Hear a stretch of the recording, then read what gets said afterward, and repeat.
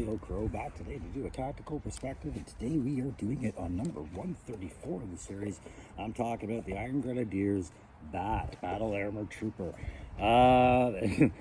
They're inside right now on the table, ready to be looked at. I bought a couple of these. That was the pre-order I had at GameStop.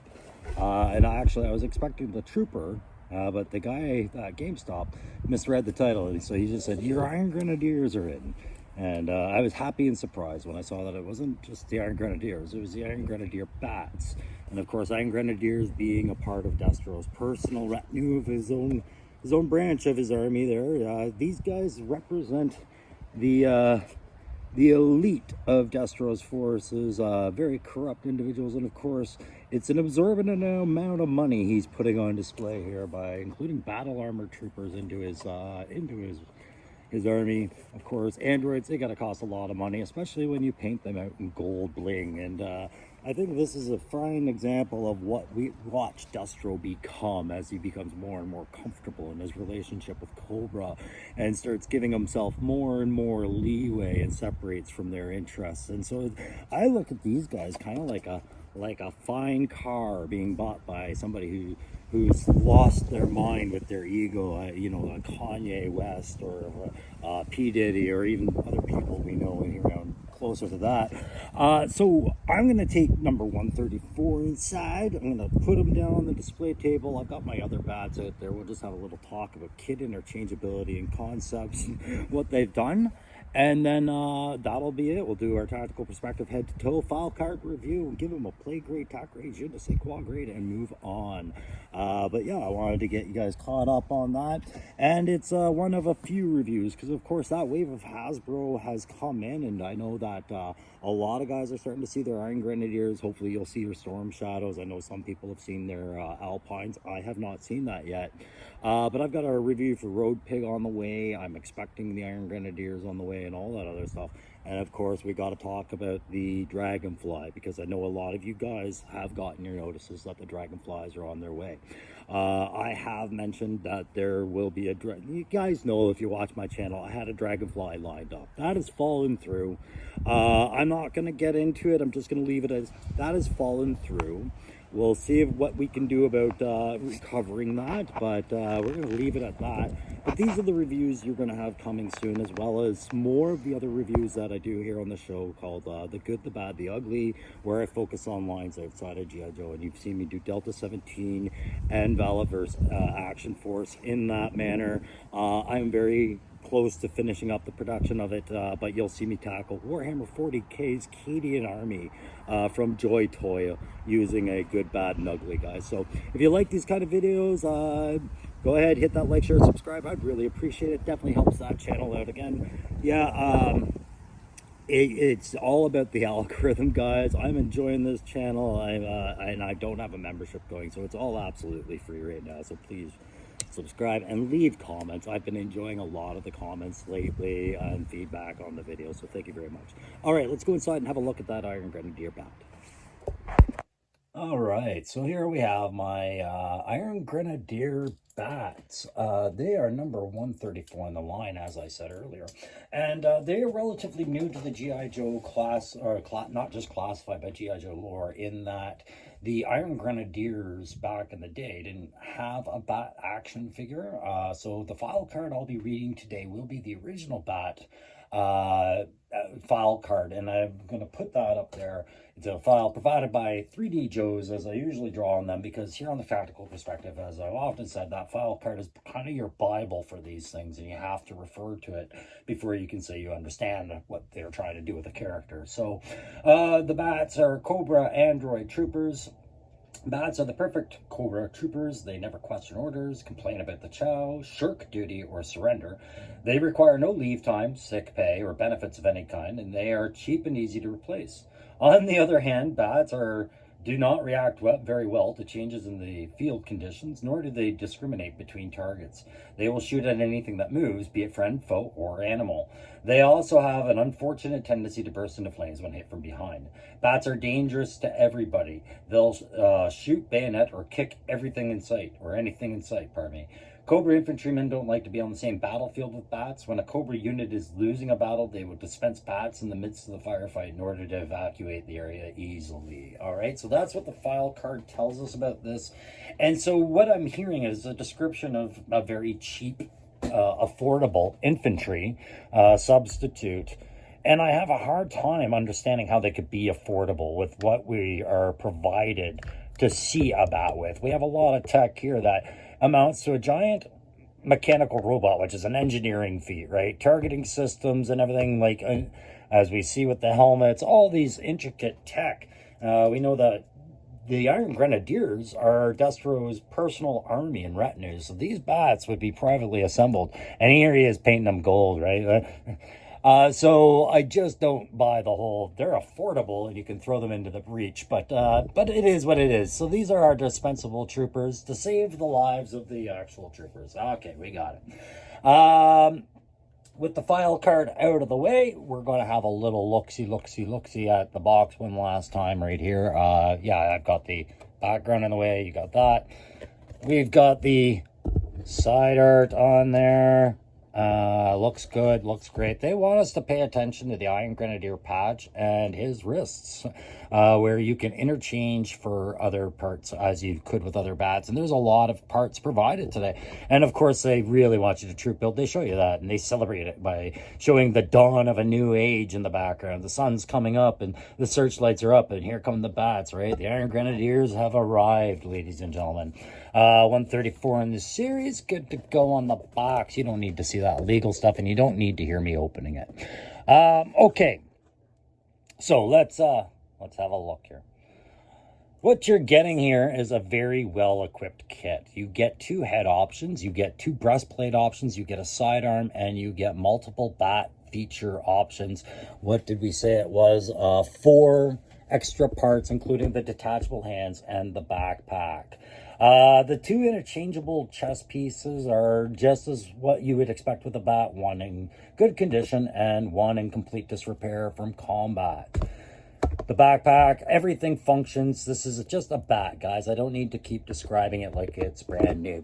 But when painted in Iron Grenadier colors, this now becomes the Maserati of bats. Sleek lines, smooth finish. What is that? Velvet? Beautiful. Anyways, I always been a fan of how the bats were able to store their kit in the classified line, and what they wound up giving you was a lot of good kit for this.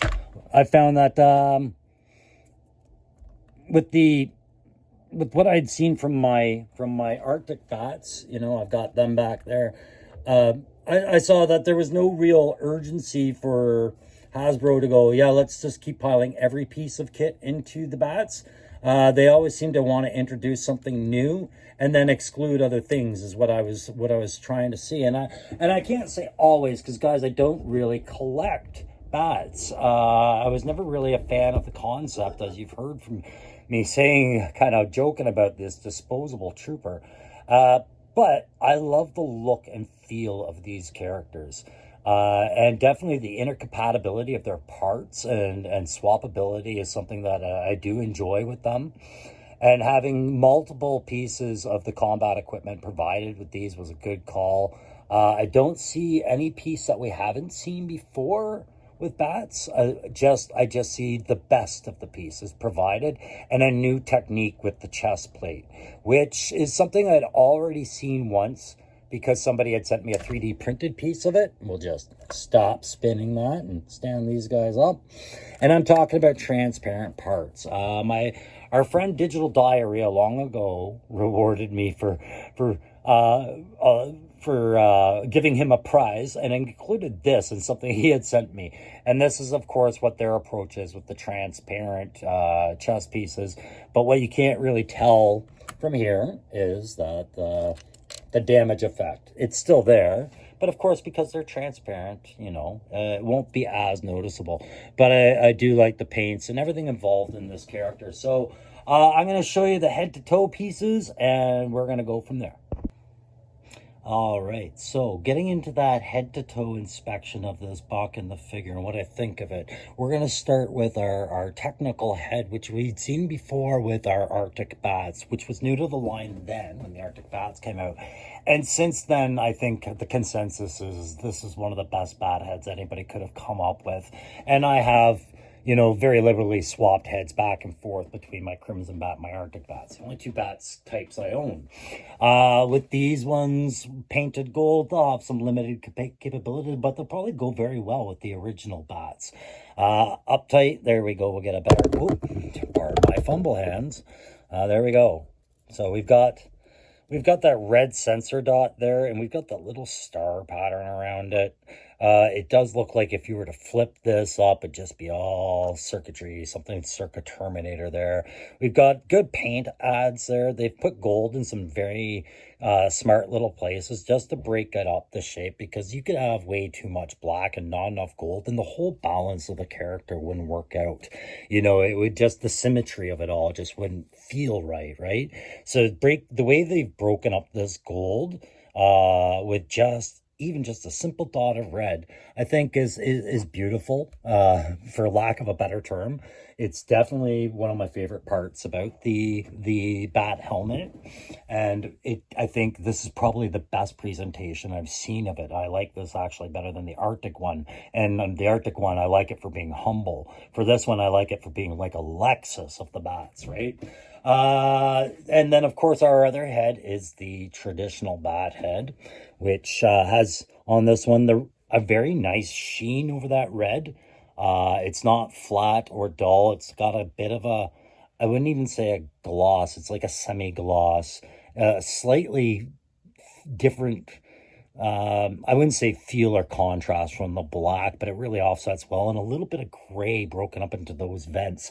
And gray is not a color you see a lot of on this character at all. So it's and then of course the gold in the same place it was on the other helmet, but just adding in that gray, I feel like the whole buck, that might be primer under there that they've just left exposed. I'm not sure, but I think it was actually subtly brilliant, because it really does make that mask seem just a little bit more detailed than what I was expecting. You know, it'd be easy to leave that vent black, or make it red, or make it gold and be done with it, but the gray I think was a good choice.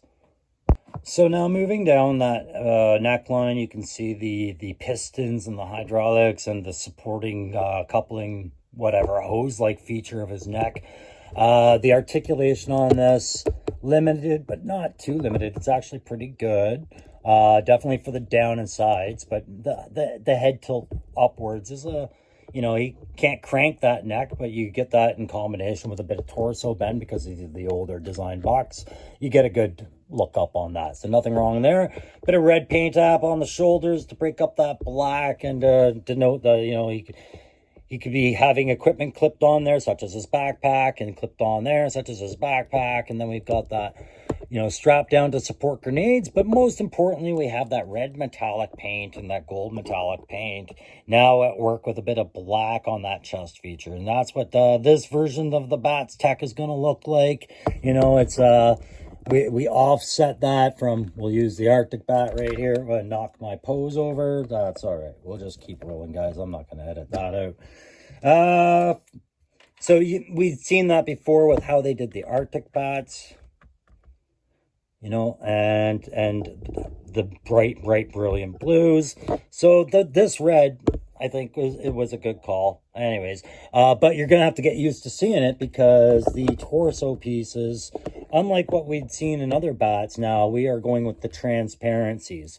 And so for damaged, I had shown you that earlier, they don't clip in any differently down than up and in, and they're on there. And so we have to get used to seeing that red.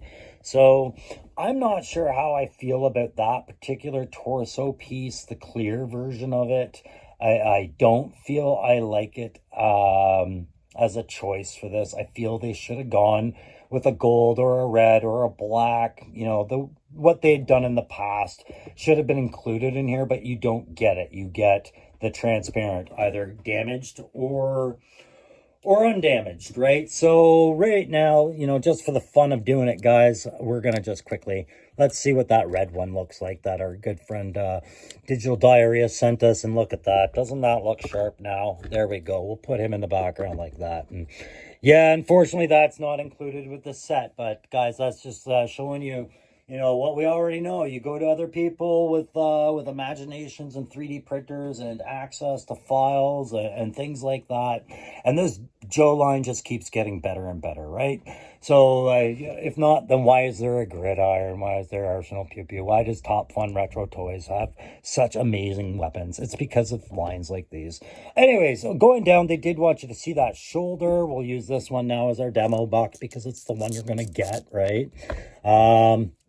There's that Iron Grenadier patch they wanted you to see.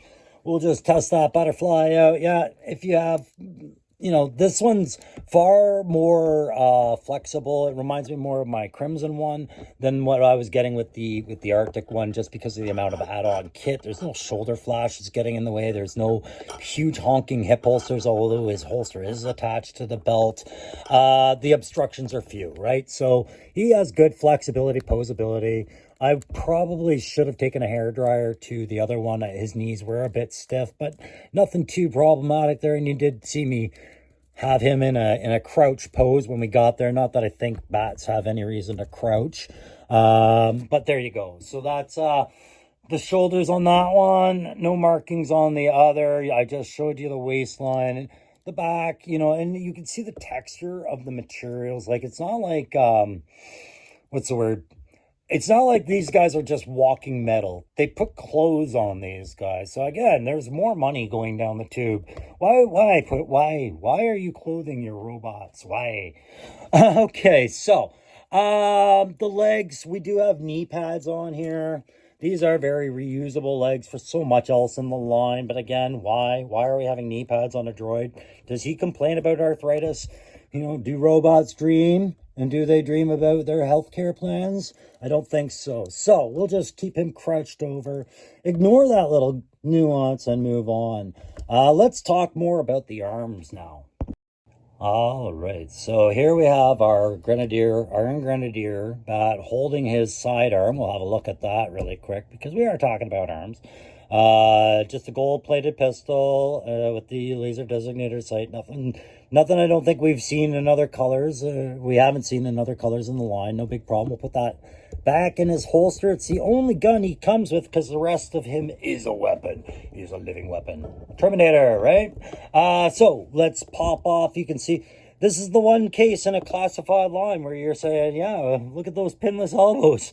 Look at those pinless elbows somehow. Yes, they're very pinned because they're supposed to be. But we'll detach that hand. Everything relatively easy to remove as always. And here we go. We've got ourselves the chainsaw arm that we saw before with the Arctic bats. Right there we have our chainsaw in the background for the Arctic bats. Just the same. No switches there except just paint, right? So that's awesome. Big honking line of those. Clearly my set, they've been cutting wood all day, but they don't work up a sweat because droids don't sweat. They just have sore knees. So we got our claw hand, right? Another one we'd seen reflected before in the line. We'll just call Mr. Crimson up. Nope, yep, there it is. So no big changes there. Again, just gold. I love gold, he says. We'll get rid of that. We get the laser cutter torch hand, I think I'd call that. You know, the laser arm. You know, that's the other one I've got on the Crimson. He can go away. No problems there. And of course, we get a blowtorchy McTorchinson torch flamethrower thing there. All right, so we'll just put him back down there. And, of course, the extra set of grippy hands, which I should close up on for a moment here now. Here. I know you're not used to crouching, and that's fine. Now, I will mention really quick, when I at first was posing him off the set really quickly there, his leg came out. I don't know if I was being too forceful, but it wasn't super hard for it to pop in and out. So just be aware. There's a reason why bats stand line abreast. So if they pop a hip, no one notices, right? Because there's so many of you. Okay, so we'll just get those guys over there. So the hands, no changes there either. You know, your grippy hands, but the posts, they do everything posts well into these backpacks, and I never had a problem posting stuff into the backpacks, but I did notice I have an easier time with the post on these ones. Posting in, pardon my dirty finger, posting kit in than I did with the Arctic bats for some reason, and I'm not sure what changed, and I haven't really examined that. But here's a demo on the backpack. All that kit's stowing so nicely. You can stow his hands in there, or you can stow every piece of kit. Unfortunately, the only kit I've ever had a problem stowing inside the two main components is this chainsaw, but they've definitely given us a solution to that, so no worries there. All right, guys, so unfortunately I have to take this time, not sure why I'm getting extra light from my camera right now, but we'll deal with it, to talk about one problem I do have that I wish Hasbro had addressed with this bat, and it is the flame hand and ports now. All of your ports are still the reprints of the original bat figures. You can't blame them. They're good pieces of kit. You haven't changed the design enough to change any of the deco, or change, not deco, but the molds. Change any of the molds at this point. However, we now have things in the line that your fans want to use, that you promoted heavily, and I'm going to call your very first, don't you wish you had done it better kind of thing for this one, and I'm going to reference you to Torch. Hey man, what's going on? I'm gonna tell them how they screwed up. Oh yeah, did they ever? All right, go. Okay, so what it is guys, we now have these, right? Torch has brought this stuff into the line, and I was really looking forward to seeing this effect, him actually torching Joes, maybe multiple. This could have sold more torches, right? But you can't, because we're using the old blast ports, which of course are designed for this effect. So here's your flamethrower. All right, guys, sorry, I wouldn't be doing my job here on the Tactical Perspective if I didn't point out how that didn't even, I don't think they even looked at that, because that is simply changing a mathematical diameter feature on a file to accommodate the new blast effects that Torch was providing. So I'm a little disappointed that didn't get addressed, or at least give us a new blowtorch arm that does accommodate them. All right, guys, it's time to give this thing a play grade. Play grade wise, with the amount of kit that you get with your bats, I'm going to give this thing a hard 5. You've got a well-balanced figure that can house a lot of kit. You can keep it all on the figure for the most part. I think less one piece if you were to do the count and balance effects there. But overall, just a very versatile little kit, and intercompatibility with previous kits. Of course, if you're not happy with the gold options for his arms or his head or any of that stuff, you can do things with this. Keeping it liberated and free without unnecessary shoulder pauldrons and leg pouches like what we got with previous designs, I think was the wise choice on this one. And this will reflect well with a large troop build like we've seen with the Iron Grenadiers. And of course, third-party print pieces will only make this thing look even more glorious, I think. So high play grade of 5. On that tactical grade, guys, it's a battle android trooper. It's fictitious sci-fi kind of stuff, so I can only go so far with it. I would just say the clothing aspect and the knee protection aspect, rolling up sleeves, that why was he even having sleeves? You know, I can understand them trying to come back with saying, well, it's to confuse them at distances of over 300, to make them think that they're just guys. And I'm like, who cares? You just threw a troop of what you call cheap meat grinder machines out there. Why are you spending money on fabrics and safety? Anyways, there's quite a few holes you can pick in with a lot of like protective measures, showing your enemy where to strike, things like that. I gotta go on attack level of a 2.5 for a bat, and I don't care what I've given bats previously. It's just been, as I see them more and more, these things are being considered.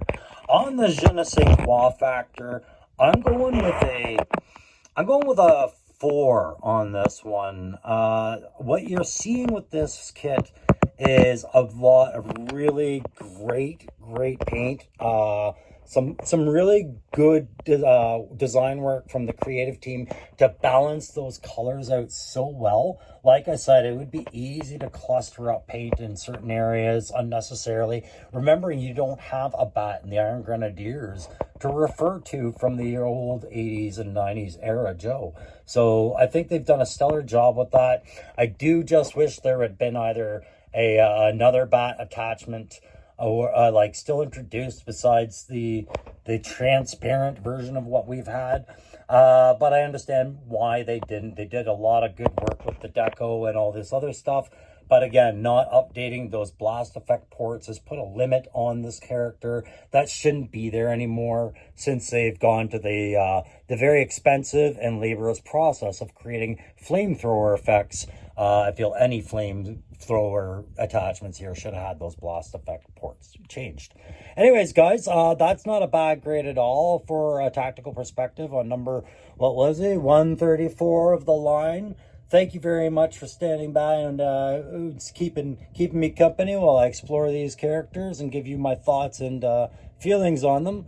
Thanks for pressing like. Thanks for subscribing if you're new to the channel. I appreciate you being there. And thanks if you're passing the word around. You guys can also follow me on Instagram. I'm still Crusty Old Crow there, just like I am on Facebook. Facebook, I'm not as active, but definitely active enough on Instagram. Thank you so much for your time today. And don't forget to check out my next video. I think that's going to be Road Pig, as well as Good, Bad, the Ugly on Joy Toys Cadian Troopers or Cadian Sergeant, Cadian Officer for Warhammer 40K. All right, sorry about the shaky camera work. We're gotta go. Take care.